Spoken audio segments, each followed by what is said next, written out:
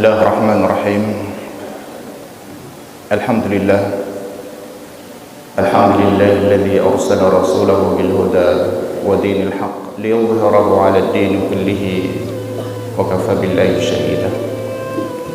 Asyhadu an la ilaha illallah wahdahu la syarika lah wa asyhadu anna Muhammadan 'abduhu wa rasuluhu la nabiyya ba'dah, amma ba'd. Yang hormati bapak-bapak, tuan guru, secara khusus bapak kepala lingkungan, yang hormati para tokoh agama, tokoh masyarakat, ibu-ibu, singkatnya seluruh jamaah salat subuh yang dirahmati Allah Subhanahu wa taala. Pada kesempatan yang sangat baik, di waktu yang mulia dan di tempat yang mulia ini,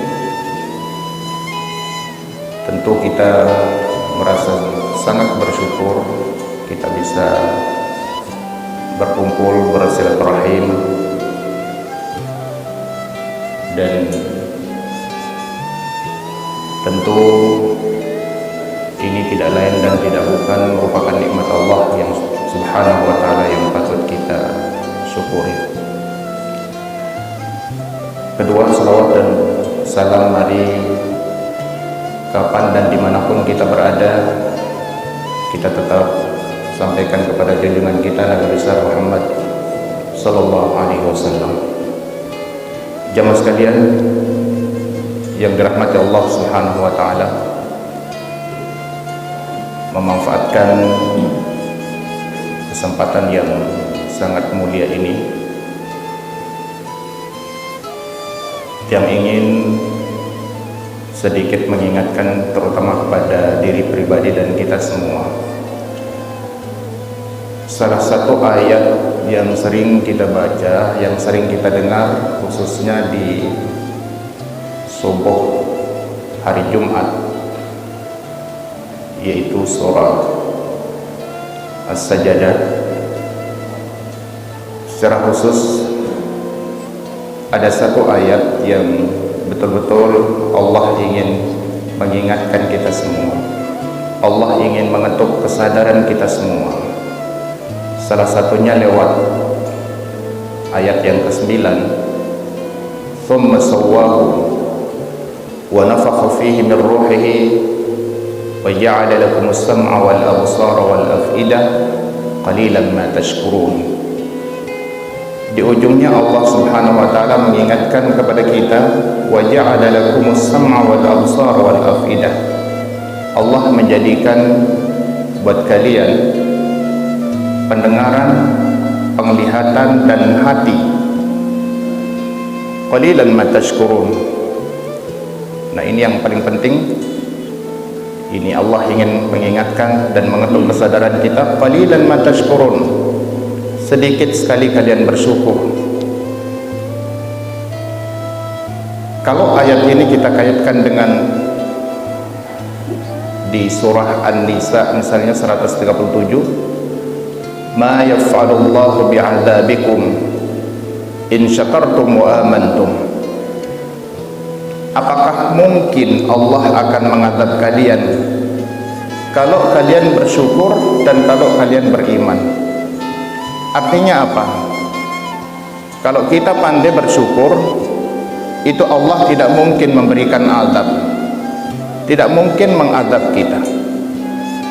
Tapi sebaliknya, kalau kita tidak pandai bersyukur, nah ini kita tinggal tunggu aja adab seperti apa yang akan diturunkan kepada kita oleh Allah Subhanahu wa ta'ala. Nah, ini terkait dengan surah As-Sajdah ayat 9 ini. Allah mengingatkan qalilan ma tashkurun, tapi kenyataannya kita sedikit sekali bersyukur. Bahkan lebih jelas Allah dalam surah Saba ayat 13, wa qalilun min ibadiyasy syakur. sedikit sekali di antara hambaku orang-orang yang pandai bersyukur. Jangan-jangan kita termasuk di antara apa yang disindir oleh Allah, sedikit di antara hamba-hambaku yang pandai bersyukur. Kalau kita yang dimasukkan ke dalam kelompok yang banyak oleh Allah, berarti kita tidak pandai bersyukur. Nah, ini yang sangat mengkhawatirkan kita. Karena itu pada kesempatan ini kami ingin mengajak kita semua untuk saling mengingatkan. Mari kita menjadi orang-orang yang pandai bersyukur kepada Allah Subhanahu wa taala atas apa yang diberikan. Sangat spesial pada subuh hari Jumat ini. Jadi kita bahkan wajib bersyukur karena kita termasuk orang-orang yang dipilih oleh Allah Subhanahu wa taala bisa hadir pada kesempatan subuh ini. Kenapa yang katakan kita termasuk orang yang dipilih oleh Allah Subhanahu wa taala? Karena tidak semua orang bisa hadir, terutama pada kesempatan yang sangat mulia ini. Ada beberapa alasan. Yang pertama, kita diberikan kesehatan. Pada saat ini kita diberikan kesempatan, padahal dua di antara nikmat Allah ini secara khusus Rasulullah sallallahu alaihi wasallam menyebutkan ni'matani maghbunun fihima katsirun minan nas. Ada dua di antara nikmat Allah yang seringkali membuat orang tertipu karenanya. Ini dalam riwayat Imam Bukhari. Apa dua nikmat yang seringkali membuat manusia itu tertipu? Kata Rasulullah, as-sihhatu wal faragh. Nikmat sehat dan nikmat kesempatan yang diberikan Allah. Jadi jelas kata Rasulullah, dua nikmat ini sering membuat orang tertipu karenanya. Sering kita tidak sadar bahwa nikmat sehat, nikmat kesempatan ini adalah nikmat yang sangat besar, sehingga kita abaikan begitu saja dan kita tidak memanfaatkan dengan sebaik-baiknya. Padahal ini adalah yang pertama kali nanti akan kita pertanggungjawabkan ketika kita berhadapan dengan pengadilan Allah Subhanahu wa taala.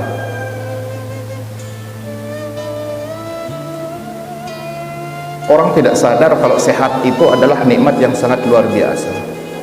Tapi baru dia bisa merasakan setelah dia berbaring di rumah sakit tidak bisa bergerak. Sering kita tidak merasa bahwa waktu luang itu adalah nikmat yang sangat luar biasa besar. Baru kita sadar setelah kesempatan itu sudah tidak ada lagi kita miliki. Pertanyaannya adalah, apakah kita akan nunggu kita disakitkan dulu oleh Allah?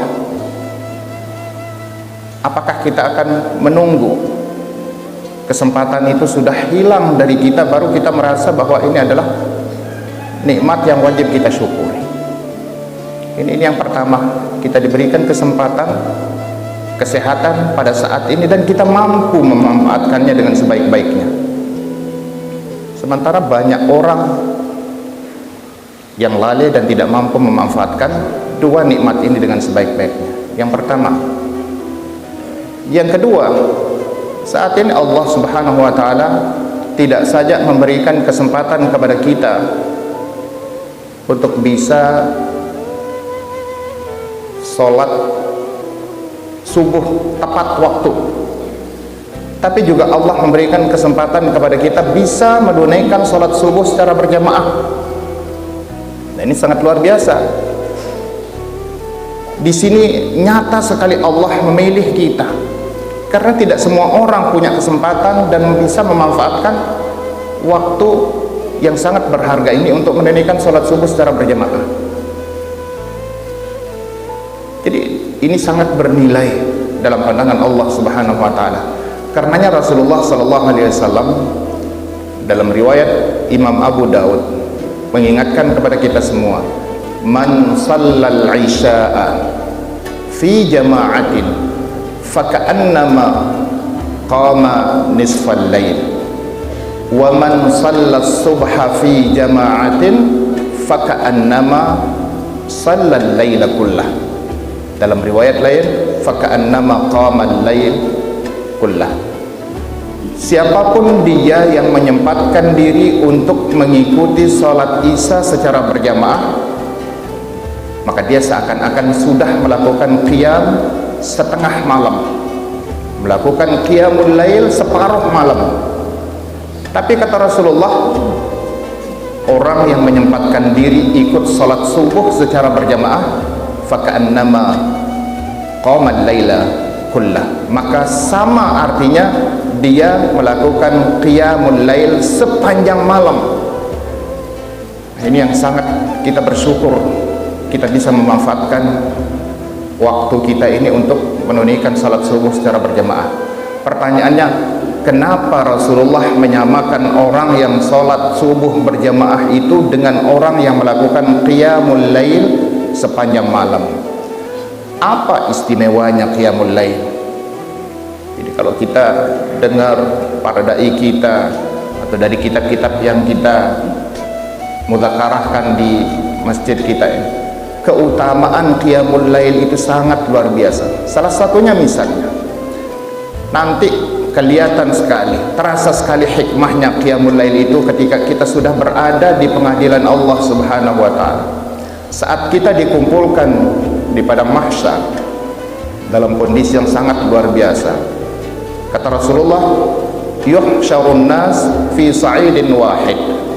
Nanti manusia itu seluruhnya akan dikumpulkan di satu tempat. Fayunadi munadin. Saat itu ada suara. Suara ini pertama kali kalimat yang diucapkan itu apa? Aina alladzina kanu tatajafa junubuhum 'anil madaji'. Mana dia orang-orang yang lambungnya itu jauh dari tempat tidurnya? Maksudnya adalah mana dia orang-orang yang gemar mengisi qiyamul lail. Jadi yang dicari bukan siapa-siapa. Kalimat pertama yang dicari oleh suara ini adalah orang yang ahli atau orang yang akrab melakukan qiyamul lail. Maka kata Rasulullah, fayaqumun, orang-orang dipanggil oleh suara itu terus berdiri, orang yang suka melakukan qiyamul lail. Tapi kata Rasulullah, wahum qalil, sayang jumlah mereka itu sangat sedikit. Nah, mereka begitu dipanggil, fayadkhulunal jannata bighairi hisab, mereka semua masuk berlomba-lomba masuk ke dalam pintu surga bighairi hisab, tidak melewati proses hisab. Ini kan sangat luar biasa. Jadi kalau kita belum bisa memanfaatkan kesempatan, misalnya bangun tengah malam mengisi waktu-waktu kita untuk qiyamul lail, nah ini peluang emas, bisa menunaikan salat subuh secara berjamaah itu sudah dihitung, kita sudah melakukan qiyamul lail, bahkan tidak tanggung-tanggung kata Rasulullah, bukan separuh malam, faka'annama qama al-laila kullah, seolah-olah dia melakukan qiyamul lail sepanjang malam. Yang ketiga, kenapa kita mesti sangat bersyukur pada kesempatan ini? Karena secara spesifik Allah Subhanahu wa taala menjadikan waktu di pagi hari itu adalah waktu yang sangat berkah. Karenanya Rasulullah sallallahu alaihi wasallam ada, bukan mengajarkan doa, tapi beliau sendiri berdoa khusus bagi orang-orang yang memanfaatkan kesempatan pagi harinya dengan baik. Beliau berdoa yang diriwayatkan oleh Imam Baihaqi dan Ibnu Majah, Allahumma barik li ummati fi bukuriha, ya Allah berkati umatku fi bukuriha, di pagi harinya. Spesial doa Rasulullah, tidak mendoakan kita siangnya, malamnya, tidak. Waktu zuhur, waktu asar tidak disebutkan oleh Rasulullah, tapi beliau secara spesifik mendoakan kita umatnya fi bukuriha, yang bisa memanfaatkan waktunya di pagi hari dengan baik. Nah, karena itu sekali lagi ini mudah-mudahan memotivasi kita, mudah-mudahan bisa mendorong semangat kita agar kita lebih termotivasi, lebih terdorong untuk memanfaatkan kesempatan ini. Artinya menjaga waktu subuh ini dengan sebaik-baiknya. Dan yang kedua, melalui doa Rasulullah SAW ini seolah mengajarkan kepada kita, mari kita banyak berdoa, karena Rasulullah sendiri memanfaatkan kesempatan pagi hari untuk berdoa secara spesifik, secara khusus. Karena itu dia mengajak kita semua perbanyak berdoa di pagi hari, perbanyak mendoakan saudara-saudara kita, jamaah kita, masyarakat kita, karena tidak semua masyarakat kita berkesempatan hadir ikut ambil bagian karena sesuatu dan lain hal, karena kesibukan. Karenanya mari kita sama-sama berdoa, mudah-mudahan ke depan jadi semua kita bisa memanfaatkan kesempatan dan peluang emas ini dengan sebaik-baiknya. Mari subuh ini kita manfaatkan untuk memperbanyak doa. Kita doakan masyarakat kita yang pada saat ini sibuk mungkin dengan usaha aktivitas mereka. Mudah-mudahan semua usaha, semua aktivitas mereka itu dimudahkan oleh Allah Subhanahu wa Ta'ala. Dan kita tentu sering mendengar bahwa orang yang doanya paling cepat diijabah oleh Allah Subhanahu wa Ta'ala adalah orang yang berdoa sementara yang didoakan itu tidak tahu dirinya didoakan. Jadi kata Rasulullah, man da'a li akhihi bi dhahril ghaib, siapapun yang mendoakan saudaranya tanpa sepengetahuannya, qala al malak, maka pada saat itu malaikat itu hadir dan berkata kepada kita. Apa kata malaikat? Simple tapi pasti. Kalau malaikat yang berkata, kalau malaikat yang ikut mengaminkan, jadi Allah pasti mengijabah. Apa kata malaikat? Amin. Jadi pertama kali mengaminkan doa kita adalah malaikat. Dan malaikat berkata menutupi aminnya itu, walaka mithluk, Anda pun juga akan mendapatkan bagian yang sama dari doa Anda tadi. Nah, ini yang sangat kita harapkan. Sekali lagi, mudah-mudahan pertama ini adalah menjadi awal yang baik untuk silaturahim kita, dan yang kedua, jadi kita manfaatkan kesempatan ini untuk banyak-banyak memohon kepada Allah Subhanahu wa Ta'ala, berdoa mudah-mudahan jadi ke depan kita bisa lebih semarak, kita lebih ramai, terutama memanfaatkan salat subuh berjemaah ini. Dan yang terakhir sekali, jadi mari tidak bosan-bosannya dan tidak jenuh-jenuhnya kita mendoakan lingkungan kita, masyarakat kita. Jadi jangan pernah menyepelekan, sekali lagi, doa bidzahril ghaib, doa tanpa sepengetahuan orang yang kita doakan. Jadi mari kita doakan masyarakat kita, apapun kegiatan dan pekerjaan yang mereka geluti, supaya betul-betul Allah memberikan keberkahan di dalamnya. Dan yang paling penting adalah mari kita doakan diri kita, jamaah kita. Apapun kesibukan kita, jangan sampai kesibukan ini mengalahkan kesibukan kita berbakti dan mengabdi kepada Allah Subhanahu wa Ta'ala. Ya ayyuhalladzina amanu la tulhikum amwalukum wala auladukum an dzikrillah. Jadi wahai orang yang beriman, jangan sampai anakmu, hartamu, atau kesibukan-kesibukan menjadikan kamu lalai dan lupa berzikir kepada Allah Subhanahu wa Ta'ala. Jadi ini yang sangat penting untuk kita, karena bagaimanapun apapun kesibukan kegiatan kita, kalau sampai kegiatan kita, kesibukan kita mengalahkan kesibukan kita untuk mengabdi kepada Allah Subhanahu wa Ta'ala, itu akan menjadi sesuatu yang sia-sia dan tidak bermanfaat. Allah mengakhiri, wa may yaf'al dzalika fa ulaika humul khasirun. Jadi siapa yang melakukan itu, sibuk tapi lupa kepada Allah, bekerja tapi tidak mengabdi kepada Allah Subhanahu wa Ta'ala, fa ulaika humul khasirun, maka apa yang dilakukan itu tidak ada gunanya, bahkan mereka termasuk melakukan sesuatu yang sia-sia.